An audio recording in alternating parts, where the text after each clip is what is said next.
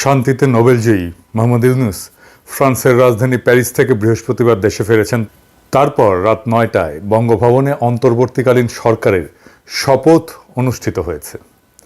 আমরা অভিনন্দন জানাই, সমগ্র দেশবাসী তাদের সাফল্য কামনা করছে। অনেকে জিজ্ঞাসা করেছেন এই সরকার কেমন হলো। আমি এটা নিয়ে এই এপিসোডের শেষে আলাপ করব, তার আগে কিছু জরুরি আলাপ সেরে নিই। আগামী ২-১ দিনের মধ্যে নিশ্চয়ই ডক্টর মোহাম্মদ ইউনূস জাতির উদ্দেশ্যে একটা বক্তৃতা করবেন। আমি সেখানে দুটো প্রশ্নের জবাব খুঁজব।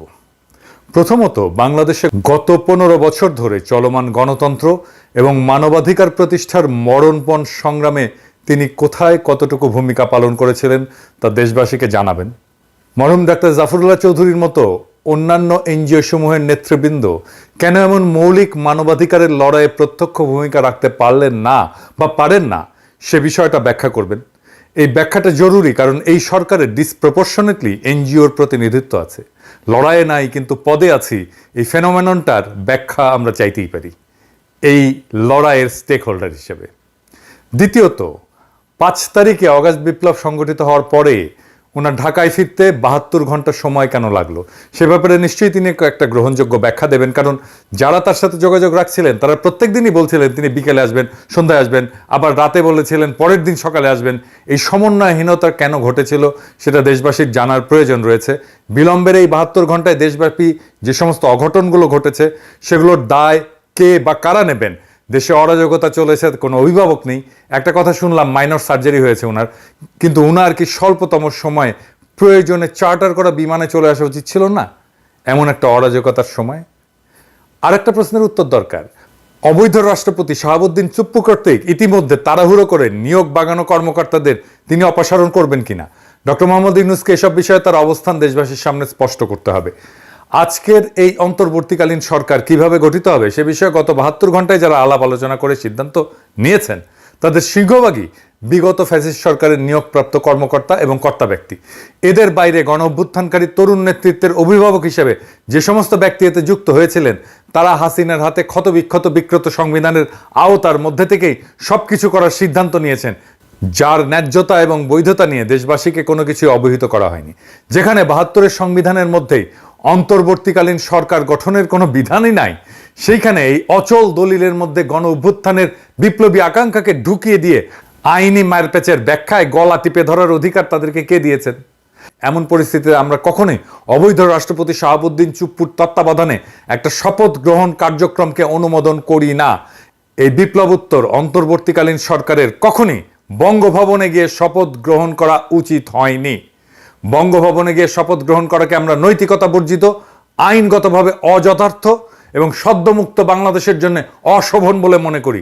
এর বিপরীতে জাতীয় শহীদ মিনারে দাঁড়িয়ে শহীদের মহান আত্মত্যাগের প্রতি বিশ্বস্ততার শপথ নিয়ে কাজ শুরু করলে ভালো হতো। এবং অন্তর্বর্তীকালীন সরকারের সদস্যদের সেখানে শপথ পড়াতে পারতেন আগস্ট বিপ্লবের কোনো একজন শহীদের পিতা অথবা মাতা। আর এই গৌরবজনক অনুষ্ঠানটি হতে হতো প্রকাশ্যে খোলা আকাশের নিচে হাজার হাজার প্রতিবাদকারী শিক্ষার্থী জনতার উপস্থিতিতে। সেইটাই একজন মাঠের রাজনৈতিক কর্মী আর এনজিওর চিন্তার পার্থক্য। হাসিনা পালানোর পরে ওয়াকার সাহেব আলোচনা করলেন কাদের সাথে? আপনারা জানেন কারা আলোচনা করেছে। আমরা কি দুধ ভাত? আমরা কেউ না? এই লড়াই আমাদের অবদান নাই, আমাদের স্টেক নাই? আমরা তো মন্ত্রী মিনিস্টার হইতে চাইতেছি না, নাকি ক্ষমতার ভাগ চাইতেছি? আমাদের কথা শুনবেন এই লড়াইয়ের স্টেক হোল্ডার হিসেবে, এইটুকুই তো চাওয়া। এই সহযোদ্ধাদের কথা শোনার টাইম হয় না আপনাদের, গুরুত্ব দেন না। আর আপনারা গণমানুষের কথা শুনবেন, ঘোড়ায় তো হাসবে ভাইজান। ফরাদ ভাই খুব গুছায় বলছেন ভিডিওতে, শুনছেন এই কথাগুলো, শুনে দেখেন। আপনি যে নিজেকে একটা প্রশ্ন করেন, প্রশ্নটা এরকম যে ডক্টর ইউনূস, আমরা একটা ফ্যাসিস্ট ব্যবস্থার বিরুদ্ধে আমরা লড়েছি, ফ্যাসিস্ট শক্তির বিরুদ্ধে লড়েছি, ঠিক আছে? এই ফ্যাসিস্ট যে সংবিধান যেটা আছে, কেমন এই সংবিধানের অধীনে তো লড়াই করিনি, আমরা গণ অভ্যুত্থান করেছি, মূলত সংবিধান বিরোধী কাজ করেছি, ঠিক আছে? এখন কি ডক্টর ইউনূস এই বিদ্যমান সংবিধানের অধীনে, এই বিদ্যমান সংবিধানের যিনি প্রেসিডেন্ট, মানে ফ্যাসিস্ট সংবিধানের যিনি প্রেসিডেন্ট, তার কাছে শপথ গ্রহণ করবেন? কেমন এটা হতে পারে? এটা হতে পারে না। তারা আগের ভিডিওতে আমরা পরিষ্কার বলেছি এটা আসলে কিছুতেই এটা হতে পারে না। এবং সেটা হতে গেলে তারা বলছেন যে তিনি হবেন কি প্রেসিডেন্টের উপদেষ্টা, ঠিক আছে না? তিনি কিন্তু গণ অভ্যুত্থানের যিনি প্রধান তা না, কিন্তু তাকে বানানো হবে প্রেসিডেন্টের উপদেষ্টা হিসেবে। আর আমরা বলছি না, তিনি হবেন অন্তর্বর্তীকালীন সরকারের প্রধান। এবং তিনি কার প্রতিনিধি হবেন?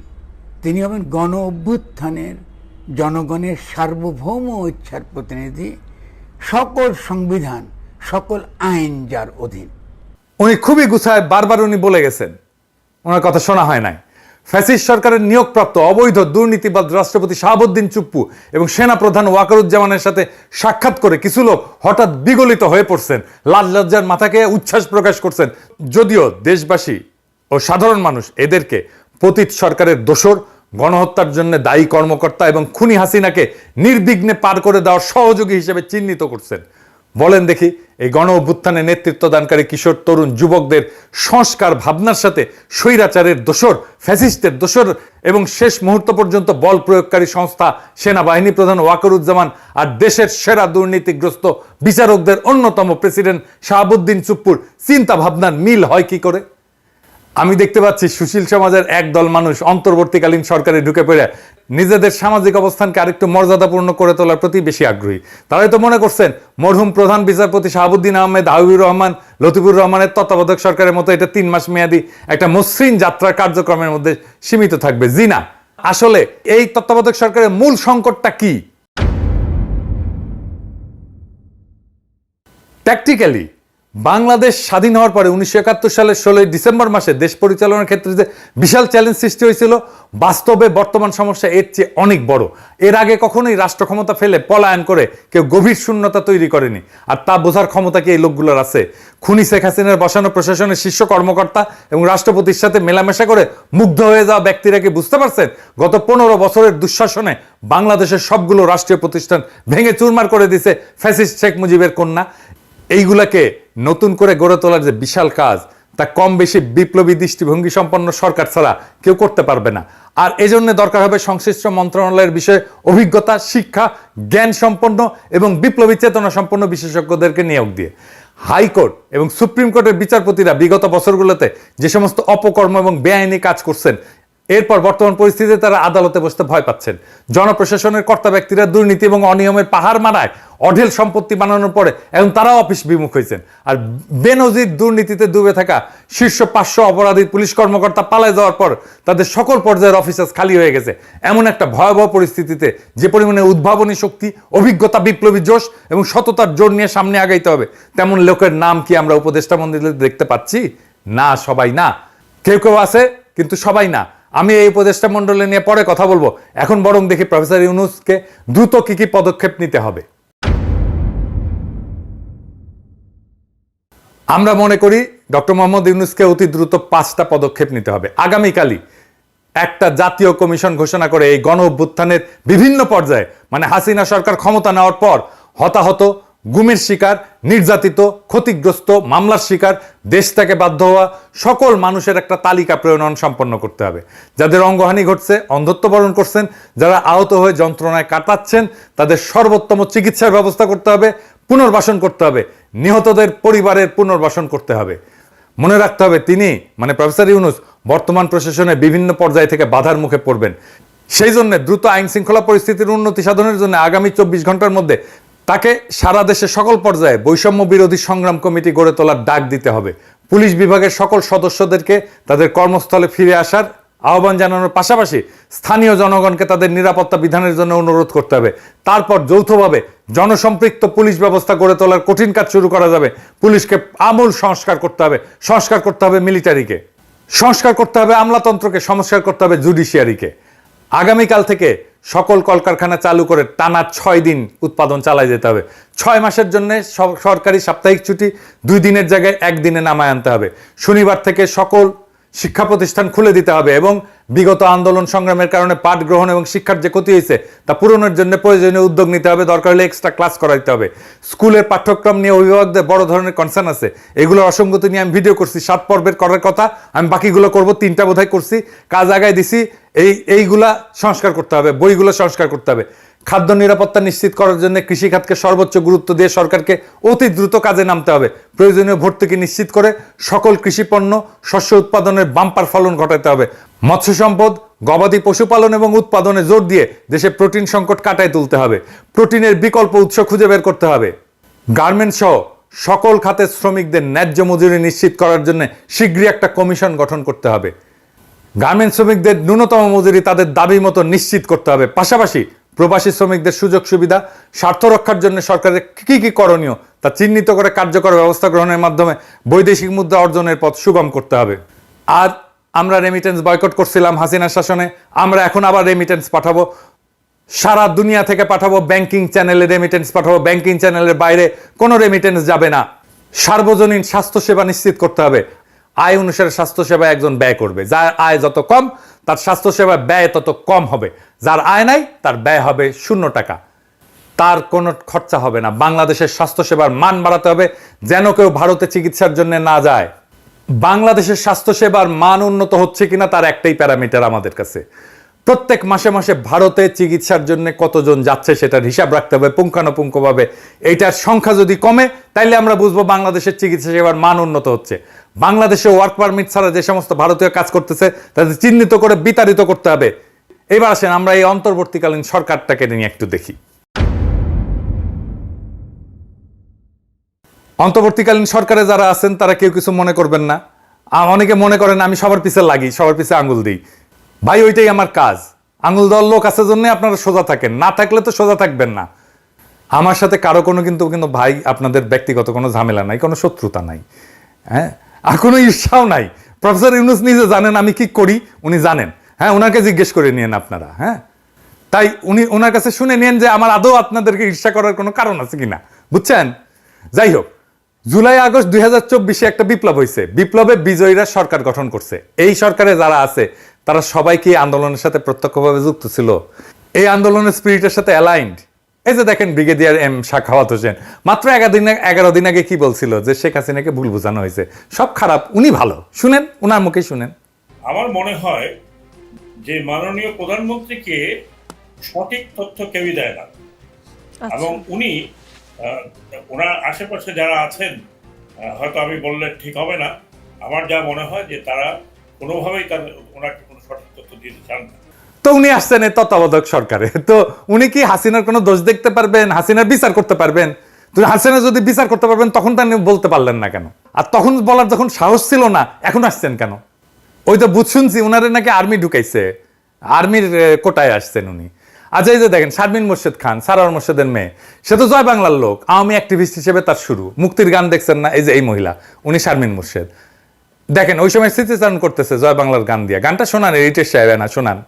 বোমারু বিমান মেশিন গান তুচ্ছ করে কামান, কদম কদম এগিয়ে চলেছে গাহি বাংলার গান, জয় বাংলার গান। আর এই যে ডামি ইলেকশনের আগে সে কইতেছে যে আমাদের ইলেকশন কমিশনের আর সরকারের ঢালাও সমালোচনা করা উচিত না। ওনার নিজের মুখে শুনেন, শুনুন। দেখুন, আমার খারাপ লাগছে কোন জিনিসটা জানেন? ওরা যাই করছে সেটাকেই আমরা সমালোচনা করছি, এটাও কিন্তু একটু দুঃখজনক। ইসি যা করছে, হ্যাঁ, আচ্ছা, ইসি যা করছে, ইসি যা করছে বা সরকার যা করছে, আমরা প্রতিটা জিনিসই তো একটা সমালোচনার চোখ দিয়ে দেখছি, এবং সেটাও কিন্তু একদিক দিয়ে দুঃখজনক। আর এই যে বিধানচন্দ্র রায়, উনি ছাত্র ইউনিয়ন করতেন, আমাদের খুবই ঘনিষ্ঠ, আমাদের বড় ভাই, এখন আওয়ামী লীগ করেন, প্রগতি লেখক সংঘ করতেন, জাতীয় মনোরোগ ইনস্টিটিউটের পরিচালক ছিলেন। ওনারা তো এমনি এমনি হাসিনা পরিচালক বানায় নাই, তাই না? এটা তো উনি তো ইন্ডিয়া কোটায় আসছেন। যাই হোক, ও কিন্তু লেখালেখি করেন, বেশ কিছু ভালো বই লিখছেন দর্শন নিয়ে, বিশেষ করে ফ্রয়েড নিয়ে ওনার ভালো লেখা আছে। কিন্তু ওই যে কমিউনিস্ট কুরকুরে নিয়ে আসছেন না, সিপিবিতেও ছিলেন। তাই একটা বইয়ের নাম হচ্ছে যে দান্দিক বস্তুবাদের আলোকে ফ্রয়েড, এরকম আর কি। হ্যাঁ, এক্সাক্ট নামটা মনে নাই, এইরকমই নাম হবে আর কি। পড়তে গেছিলাম, পড়তে পারিনি, ভালো লাগে নাই আর কি, কিছু হয় নাই। যাই হোক, উনি বীরঞ্জন রায় নামে লেখেন, ভালো মানুষ, কিন্তু উনি খুবই ভালো মানুষ, লেখাপড়া করা মানুষ, আমাকে অনেক স্নেহ করতেন। এখন করেন কিনা জানি না। খুবই সফট মানুষ, খুবই নরম মানুষ, খুবই নরম করে কথা বলেন, কিন্তু চেতনা শিবিরের লোক। এই তো 3 জন খাস চেতনা শিবিরের লোক দেখাই দিলাম, ঢুকাইলেন তো কোন যুক্তিতে? আবার দেখেন আসিফ নজরুল ভাই, রেজওয়ান হাসান, আসিফ নজরুল ভাই আমার কিন্তু ঝাড়ছে, আমি রেজওয়ান হাসানের কবে নাকি ঝাড়ছিলাম। যাই হোক, মাইন্ড করেন না আবার। শুভ্র ভাই, হাসান আরিফ, 4 জনই তো আইনজীবী, 16 জনের মধ্যে 4 জন হচ্ছেন আইনজীবী, 25%, ডিসপ্রপোর্শনেটলি হাই। ডাইভার্সিটি আছে, কোনো ডাইভার্সিটি নাই। তো এটা কি হয়েছে? প্রফেসর ইউনূস তো ডাইভার্সিটির লোক, আর এইখানে কোনো ডাইভার্সিটি নাই। উনার মন্ত্রিসভায়, উনার উপদেষ্টা মন্ডলীতে ডাইভার্সিটি নাই, 4 জন আইনজীবী। তো ওনাদের প্রফেশনাল এক্সপার্টাইজ কিভাবে কাজে লাগবে? 4 জন আইনজীবীকে নিয়ে কি করবেন? 4 জন যদি 4 প্রফেশনাল এক্সপার্টাইজার হইতো তাহলে ডাইভার্সিটি থাকতো না, এটা সমৃদ্ধ হইতো না উপদেষ্টা পরিষদ। এটা বড় উইকনেস কিন্তু এই উপদেষ্টা পরিষদে। যাই হোক, আসিফ নজরুল ভাই বলছিলেন যে আপনারা খুশি হবেন এই সরকার দেখে। ভাই এইটা কি এটা সিনেমা আছে? নায়ক নায়িকারা দেখে পাবলিকের অর্গাজম হবে? এটা হাইলি পলিটিক্যাল একটা ফরমেশন, অনেক ত্যাগ এবং রক্তের বিনিময়ে পাওয়া একটা রাজনৈতিক পরিবর্তনের স্পিরিটেড ফিজিক্যাল এমবডিমেন্ট। সেটা কি হয়েছে? আমি উত্তর দিব না, আমি এখানে জাজমেন্ট করব না। আপনি আপনাদের এই যে নিউজগুলোর নিচে যেগুলো আসে পত্রিকায় তার কমেন্ট বক্সগুলো পড়েন, তাহলে বুঝবেন কতটুকু পূরণ হয়েছে এই উপদেষ্টা পরিষদে। অনেকের রিজার্ভেশন আছে ছাত্রদের উপদেষ্টা পরিষদে নেওয়ার ক্ষেত্রে। আমি মনে করি যে এইটা একটা পজিটিভ কাজ হয়েছে এবং এটা একটা ইন্টারেস্টিং এক্সারসাইজ হয়েছে। এটার জন্য আমি অভিনন্দন জানাই। এই এক্সপেরিমেন্ট যদি সফল হয় তাহলে বাংলাদেশের রাজনীতির চেহারা কিন্তু পাল্টে যাবে। এই এক্সারসাইজটা খুব ভালো হয়েছে। এক্সপেরিমেন্টটা সফল হলে তরুণদের ব্যাপকভাবে রাজনীতিতে আকৃষ্ট করা যাবে এবং আমি মনে করি এই এক্সপেরিমেন্ট সফল হবে। এরপরেও সব সীমাবদ্ধতা সত্ত্বেও আমাদের পূর্ণ সমর্থন আর সহযোগিতা থাকবে। এইটা মনে করেন না যে আমরা ব্যাশিং করবো, আন্দাজে আমরা আপনাদের সমালোচনা করবো, তা না। আমরা কনস্ট্রাকটিভ ক্রিটিসিজম করব, অব্যাহত থাকবে। আপনাদের বিরোধী দল থাকার দরকার আছে না, আমাদেরকে ধরে নেন না বিরোধী দল, দেখবেন মাঝে মাঝে কি কইতেছি আপনাদের নিয়ে। লক্ষ্য একটাই, বাংলাদেশের নাগরিকদের যে অধিকার কেড়ে নেওয়া হয়েছিল সেই অধিকার আবার তাদের হাতে ফিরে দেওয়ার, সেইটা আমরা একসাথেই দেব। আপনারা সরকারে থেকে দেবেন, আমরা সরকারের বাইরে থেকে দেব। আমরা আপনাদের সমালোচনা করব, আপনারা যেন সঠিক রাস্তায় থাকেন, আপনারা যেন দানব হইয়া না ওঠেন, আপনারা যেন নিজেদেরকে মেলা কিছু বহুত কিছু তালেবর সবার চেয়ে বেশি বোঝেন, এটা যেন না মনে করেন। যাই হোক, আপনাদের শুভকামনা করি, আপনাদের বিজয় কামনা করি এবং আপনাদের নেতৃত্বেই আমরা আছি। ইনকিলাব জিন্দাবাদ।